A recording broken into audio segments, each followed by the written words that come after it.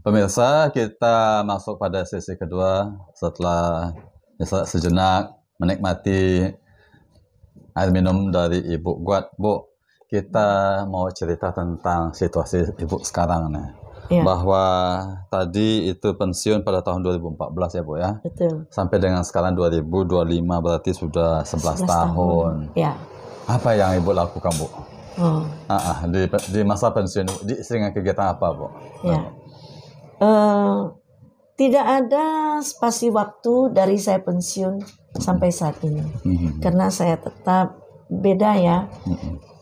Karena bagi saya menjadi seorang guru, seorang pendidik untuk artinya memanusiakan manusia. Itu istilah itu tidak bisa digeser ya. Saya tetap cinta hal itu. Oleh karena itu saya siap pensiun, bersambung terus langsung di tahun itu juga 2014 itu saya ini buka les begitu. Di rumah ya Bu ya? Di rumah ini aja. Dan di tempat di mana kita langsungkan perbincangan ini pemirsa ya. Betul ya. Ya dari mana-mana, ada anak negeri, ada dari yayasan juga, dari lain-lain ya. Ini kelas tinggi kelas 5, 6 atau kelas 1, 2, 3? 1 sampai 6. Begitu ya. 1 sampai 6. Karena saya juga punya pengalaman di kelas 1. Kalau kita tarik benang merahnya, saya dari kelas 6 itu turun di kelas 1, kalau mungkin Bapak Hardi juga ingat, ada rekan kita juga yang namanya Ibu Chen itu, dia di kelas 1 waktu itu. Kemudian kan beliau ini sakit. Betul. Dan akhirnya dipanggil Tuhan. Betul. Dan serta-merta menurut kepala sekolah tidak ada lagi yang bisa di-switch untuk di kelas 1. Diminta tolong sama saya. Memang di situ ada pergumulan saya secara pribadi, karena basicnya saya itu memang cinta mengajar. Jadi hal ini sama sekali saya tidak mengelak. Hanya terkhusus untuk pribadi saya perlu bergumul lagi dalam arti tanya diri saya, mampu nggak saya? Karena selama ini kebiasaan sudah menjadi bawaan begitu ya. Tetapi tujuannya untuk supaya anak ini berhasil. Kita guru kelas 6 ini harus konsekuen dan tegas, bukan ganas, tapi tegas. Anak-anak itu mereka akrab sama saya, akrab. Walaupun saya tegas begitu, bukan kasar tapi tegas, mereka akrab. Mereka tidak takut. Pemirsa, siapa tahu ada di antara pemirsa ini juga kesempatan ini bernostalgia, bisa mendengarkan percakapan kami berdua nih dengan Ibu Guat ya. Siapa tahu ada di antara pemirsa subscriber ini yang adalah juga alumni dari SD Tetonadi, terkhusus lagi yang pernah diajar oleh Ibu Guat ya. Tegas tapi bukan ganas. Itu ingat saya. Oke, lanjut Bu. Jadi ketika biasanya kan kelas 6 ini Bu. Nah, sekarang ini waktu itu boleh katakan di switch menggantikan ada guru yang meninggal waktu itu ngajar kelas 1. Nah, gimana nih Bu? Jujur, ini sebenarnya rahasia pribadi. Tetapi kita mau berbagi karena mungkin mana tahu ada yang mendengarnya ini bagi guru-guru sekarang yang masih muda-muda. Hal itu terjadi sehingga kita tidak tolak karena memang itu saya katakan guru suatu panggilan, bukan suatu pekerjaan biasa. Guru panggilan bukan pekerjaan biasa. Iya. Iya. Nah, maka jujur 3 hari 3 malam saya bergumul. Bergumul dalam arti apa? Berdoa dan minta sesuatu dari Tuhan. Tuhan, kalau memang ini harus saya jalani, mampukan saya. Sebab selama ini kita mengajar, menambah, menyiapkan anak yang sudah ada dasar-dasar dari kelas 1 sampai kelas 5. Kelas 6 ini kita finishing.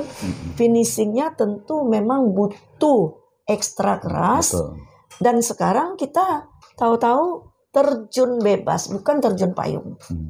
Terjun bebas dari kelas 6 ke kelas 1. Kelas 1 itu dalam arti 3 hari itu saya belajar membayangkan bagaimana anak saya usia kelas 1, seperti apa, karakternya gimana, kebiasaan anak-anak ini seperti apa. Artinya apa? Saya mau terjun ke dunia mereka supaya tidak terjadi perlawanan kontra begitu ya. Mana bisa sama anak kelas 1 saya bilang, keluar, angkat nih, begini. Nggak bisa. Beda, itu sangat seperti siang dengan malam. Makanya saya bilang, mungkin bagi orang lain dia bisa dengan mudah. Bagi saya, walaupun tidak mudah, tetapi itu membuat saya bahagia. Ujungnya, saya berjuang. Ya. Ada teman kita, Ibu Englin, saya hanya tanya beberapa poin sama beliau. Gimana cara masuknya, gini ya. Kemudian kita pikir, kita renungkan. Oh begitu. Ya, dulu belum banyak ini media sosial ini belum ada. Kita belum bisa obrol-obrol. Nggak bisa tanya-tanya sini. Hanya kepada teman kita tanya, gimana tuh? Lalu tidak ketinggalan juga Ibu Imeati ini. Karena beliau itu di kelas 1, di kelas TK. Mereka lebih menjiwai anak-anak ini. Mereka juga ini ya. Ibu Mei ini tegas tapi anak-anak manut sama dia. Nah, itu dia. Saya senang sekali. Dapat kiat nak Bu. Jadi kenapa gitu ya? Kalau kelas 1 ini kan boleh katakan ini betul-betul basic ini Bu ya. Betul. Dimana anak ini mungkin diajarkan untuk menulis dan seterusnya. Itu yang saya katakan. Itu kita ibarat membangun rumah, kita meletak fondamen dasar basic. Bayangkan kalau kita salah masuk, salah ajar, salah letak, ini bangunan itu lama-lama miring atau ambruk. Boleh katakan kalau misalnya untuk yang kelas 6 SD tinggal mungkin finishing akhir atapnya lah begitu itu ya Bu. Beda lagi ya. Beda lagi mempersiapkan mereka baik secara ilmu maupun mental mereka. Bagaimana mereka akan bergaul. Saya katakan sama mereka, kalian bukan ini teman kalian lagi. Ya, dari sekolah A, B, C di mana-mana yang berbeda kalian tidak kenal. Bu, kita kembali lagi kepada apa aktivitas yang Ibu lakukan. Boleh katakan itu sejak pensiun sampai sekarang 11 tahun ya Bu ya. Dan Ibu karena begitu menjiwai dan menyukai dengan dunia mengajar ini, itu sampai sekarang pun dilakukan ya Bu ya. Betul. Dan ini kelas 1, 2, 3, 4, 5, 6 dari berbagai sekolah gitu ya Bu. Ya. Apa keasikannya itu Bu? Selain maaf kata aja ya, tentu selain mengisi hari-hari, istilahnya mengisi waktu pensiun ya Bu ya. Tapi ada mungkin satu hal yang betul-betul enjoy, disukai lah gitu. Luar biasa sekali. Puji Tuhan. Betul. Sebab saya begitu sangat amat merasakan bagaimana penyertaan Tuhan untuk hal itu. Saya boleh lakukan sampai saat ini. Tidak mudah.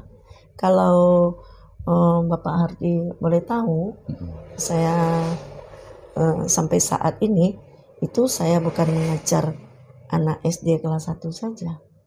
Anak TK bahkan pra-TK sebelum dia TK. Dan saya boleh sangat berbahagia. Bahkan ada pernah dipercayakan sama saya anak umur 2 tahun 8 bulan, mungkin kita nggak bisa terima ya. Tapi di situ saya mau mempraktekkan kemampuan saya apa yang Tuhan percayakan itu. Untuk 2 tahun 8 bulan kita tidak pernah mengenal yang namanya kurikulum untuk itu. Ya, betul, ya kan? Betul. Tetapi tetap saya renungkan, saya suka ya merenungkan, memikirkan, senang sekali. Gimana ya anak usia gitu? Kita harus masuk dari sisi mana? Jujur saja hari ini untuk pertama kali umur anak 3 tahun. Abangnya saya ajar, orang tuanya percayakan lagi adiknya. Dia baru pas 3 tahun.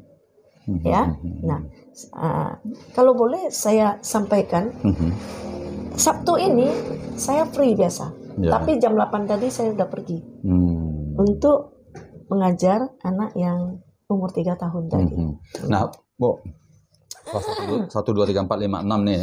Ya. Ini kan mungkin ada pengaturan waktu. Ya. Tetapi yang saya pikirkan dan kemudian menimbulkan tanya adalah gimana ya dalam waktu yang mungkin tidak terlalu berjauhan berdekatan itu, ini mesti ngurus yang anak kelas 1, ini kelas 2, kelas 3, kelas 4, kelas 5, kelas 6. Ini bagaimana nih meramunya sehingga bisa masuk di semua jenjang itu. Mungkin ada juga mungkin yang TK, bahkan yang ada usia 3 tahun. Betul. Iya. Nah, Apa kiatnya? waktu buka les tuh di rumah, tempat ini masih ada sampai saat ini, tetapi tidak banyak siswa, hanya beberapa. Kalau sebelum COVID itu murid saya yang les itu sekitar 40. Oh, 40. Bagaimana mengatur waktu itu? Nah, jujur saja kita mau perfect. Kita tidak mau mengecewakan orang tua. Jadi karena apa? Terasa kita, apalagi keadaan ekonomi atau gimana, memang mereka bervariasi kan. Tetapi walaupun dia orang tua yang the have punya, tetap dia, kenapa orang taruh anak orang sama kita? Nah, itu harus kita pikirkan. Jangan kita pikirkan, wah yang penting nih kan uang masuk, tunggu dulu. Kita harus tanya, tahu siapa anaknya ini, karakternya apa, kelemahannya apa. Sebab saya punya pengalaman juga waktu di Teresia Agnes itu menghadapi siswa kelas 1 ya, kelas 1 di sini sampai sana kelas 1 yang ada namanya plus, ada 8 orang siswa itu yang rupanya kayaknya enggak bisa duduk di situ. Jadi orang sudah salah persepsi, enggak apa-apa, tetapi itu saya bisa belajar dengan cepat dan pas waktu itu entrepreneur. Saya memanfaatkan ilmu yang diperoleh itu, saya terapkan kepada anak-anak yang kiranya saat itu kita pakai saja kata bermasalah. Jujur saja. Sebab ini dunia pendidikan, nggak ada yang bisa kita simpan. Bermasalah. Ada anak yang padahal dia orang berduit, dia punya bekal mewah, ya. Dan bekal itu tidak satu rupa, ada yang lain, minum apa cukup. Saya mengajar di kelas plus. Tapi apa boleh jadi anak ini lebih senang makan, ambil di loker temannya, dicomot-comot. Ini saya bukan bilang wah langsung gimana nih orang, enggak ke situ. Apa peran saya untuk anak ini? Ini penting sekali. Betul. Ya, saya hubungi orang tua supaya orang tua terbuka sama saya. Saya ini artinya saya betul-betul saya harus laku apa. Dan ada entrepreneur itu, maka saya mengambil model-model kita harus setiap hari mengamati siswa yang walaupun sistemnya checklist ya, tetapi karakternya tersusun. Jadi kita tidak bohong. Kita berbicara ada fakta, detail secara dari hari lepas hari. Itu anak itu. Jadi sampai situ. Tadi saya sambung sedikit. Pas di COVID itu murid-murid pada tidak ada karena kita bisa maklumi. Kan kita tidak boleh. Ya, pembatasan itu. Jadi orang tua sedikit agak kecewa, tapi mau tidak mau mereka menarik. Waktu sama COVID kan ada namanya social distancing dan segala macam lah. Betul. Bu, ini beberapa kita mulai masuk di bagian ujung atau akhir dari omong-omong kita ini, perbincangan kita ini, Bu ya. Ibu sudah mengalami kalau dari pertama mengajar sampai dengan pensiun, lalu setelah pensiun pun ternyata masih aktif sampai sekarang. Itu ada berbagai perubahan kurikulum ya Bu. Ada pendekatan-pendekatan yang dilakukan. Dan itu dijalani dan itu sungguh dijiwai. Karena memang dari awalnya kisah tadi kelas 6 memang pengen sih jadi memandaikan manusia itu ya Bu ya. Kalau sekarang ini kan boleh katakan ya sudah ada perubahan-perubahan di sana sini. Sekarang ini boleh katakan kalau Ibu sebagai pengamat, ada komentar Ibu? Pengamat Bu. Kalau dulu orang dalam boleh katakan begitu. Di inner cycle-nya bagian dalamnya. Nah sekarang Ibu mungkin bisa melihat gimana nih dengan pendidikan yang terjadi terutama di tingkat sekolah dasar lah. Tentu dalam hal ini kita yang namanya mengamati, tentu ini menurut pengamatan saya, bukan pengamatan orang lain. Mungkin orang yang masih ada di intern, orang dalam, mungkin bisa saja menepis karena tentu itu lebih tahu ya seluk-beluknya gimana.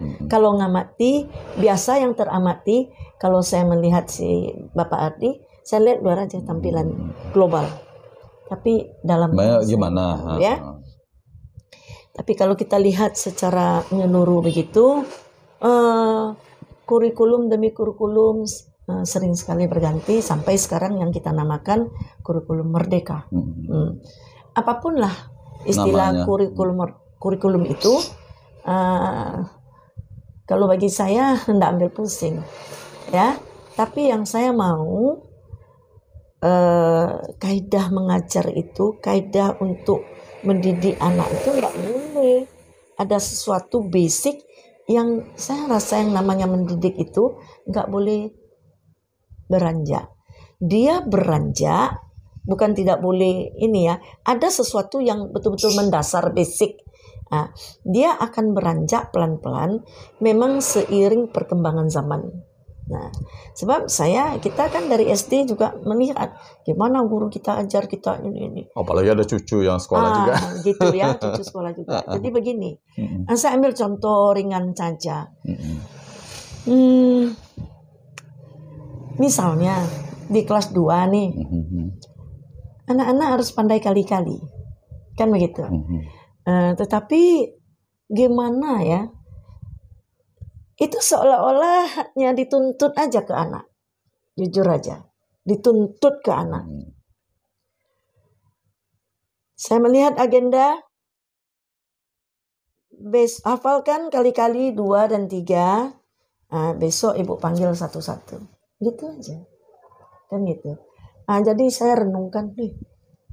Saya dulu memang itu setelah kita kasih lihat, contohkan di kelas, kemudian baru kita tugaskan hafal. Tekniknya juga tidak dikasih tahu gimana hafalnya, gimana ini itu. Padahal sekarang udah canggih-canggih.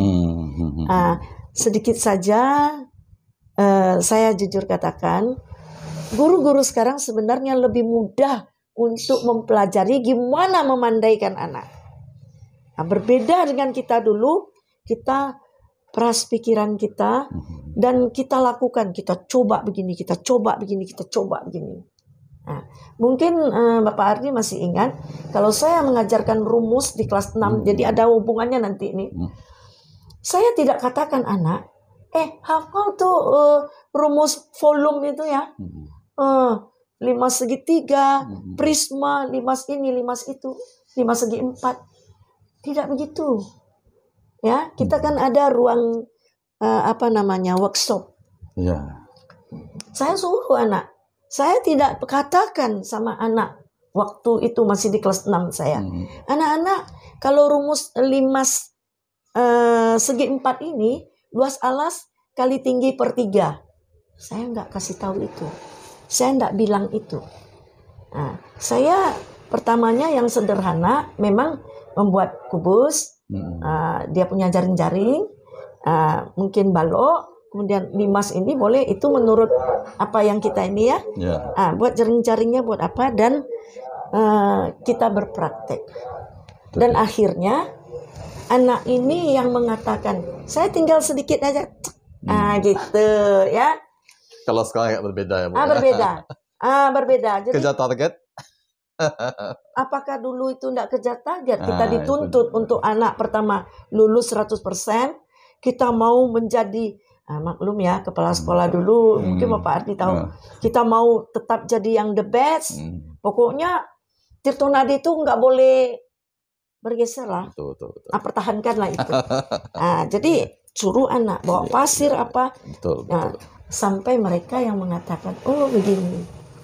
Jadi praktek gitu ya. Pemirsa, kita sampai pada bagian akhir. Sebelumnya saya mau mendengar semacam pernyataan penutup atau istilahnya closing statement, atau orang katakan sekarang yang katanya kata-kata pada hari ini dari Ibu Guat. Silakan, Ya. Bu. Terima kasih kesempatan ini, senang sekali dalam arti kita berbagi karena sampai saat ini saya masih aktif dalam dunia pendidikan. Mungkin semacam kesan saya, terima kasih kepada Pak Hardi. Kita bisa jumpa, bisa mengingat sekelumit kenangan yang lama. Dan kalau boleh saya mau menyampaikan beberapa hal. Silakan, Bu. Yang pertama, bagi mungkin rekan-rekan yang momen ini memang ada di dunia pendidikan itu, mari berusaha bukan sekadar kita untuk mencari kebutuhan kita, tetapi mari kita tekankan kepada ada kepuasan batin kita, kebahagiaan kita yang tersimpan di dalam tugas yang kita emban itu, sehingga kita mau berkompetisi yang sehat dalam arti gimana ya supaya anak ini maju. Kalau mungkin anak A, B, C, D ini it's okay, sekali ngomong dia tangkap. Tetapi bagaimana dengan si E, si F dan seterusnya ini? Ya, secara garis besar biasa sepertiga anak yang pandai, 2/3 itu guru yang mesti betul-betul menunjukkan ya bagaimana kiatnya untuk kita membuat siswa kita memahami sehingga mereka juga bisa berpikir kritis. Penekanannya pada membiasakan siswa mengolah masalah. Intinya di situ. Sebab anak-anak sekarang, jujur saya katakan, mereka ini ada masalah, enggak. Dia gampang cari jawabnya. Dia buka itu Google, tek, dia tahu hasilnya berapa. Tapi mereka tidak pernah ya menemukan ya bergumul mencari bagaimana prosesnya. Ya seiring dengan makanan ya siap saji, perkembangan zaman sekarang, mereka juga kayaknya mau diinstan. Tolong bagi kita yang masih berkecimpung di dunia pendidikan, memang ada yang kita tuntut ini harus instan, ya. Saya kasih contoh, bagaimana guru mengajarkan akar pangkat 3 itu tidak usah pegang pena, pensilnya. Mereka cukup congak, mereka tahu jawabnya. Begitu. Ya karena mengapa saya bisa katakan gitu? Kita dulu dituntut sedemikian rupa dan kita sebagai guru berjuang mati-matian bagaimana ya. Nah, jadi dasarnya itu harus jelas. Nah, sehingga kita memberikan pada anak-anak sekarang, jujur kepada cucu saya, enteng aja, sudah ibu ajarkan tadi nak gini-gini. Nah mari kamu dengar ya. Oh segampang itu ya. Oh iya saya bilang. Jadi tidak usah repot. Nanti kalau ada yang tidak jelas lagi, tanya lagi begitu. Beruntung cucu yang punya omah seperti itu. Tadi yang pertama, Bu. Yang kedua, Bu. Ya. Yang kedua mungkin ada menyampaikan kata-kata hari mungkin, ini. Iya. Pesan saja bahwa kita sebagai pendidik itu suatu tugas mulia. Tugas yang amat mulia.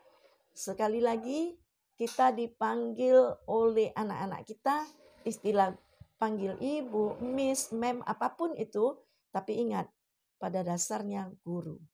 Dan marilah kita berguru kepada guru yang agung itu, sehingga semuanya boleh dimampukan oleh Tuhan.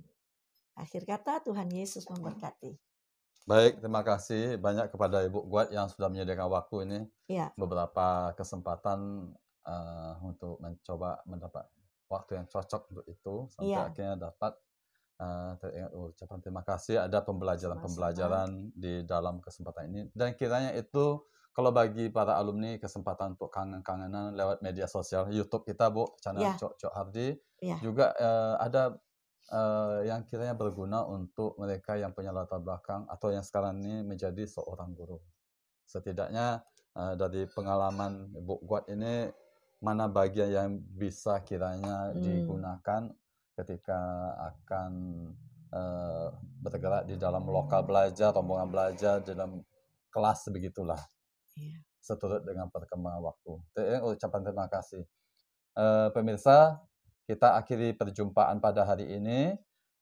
ucapan terima kasih juga ditujukan kepada Anda semua yang telah berusaha menyaksikan tayang ini. Semoga ada poin penting yang berguna, bermanfaat untuk kita semua. Salam. Bye-bye.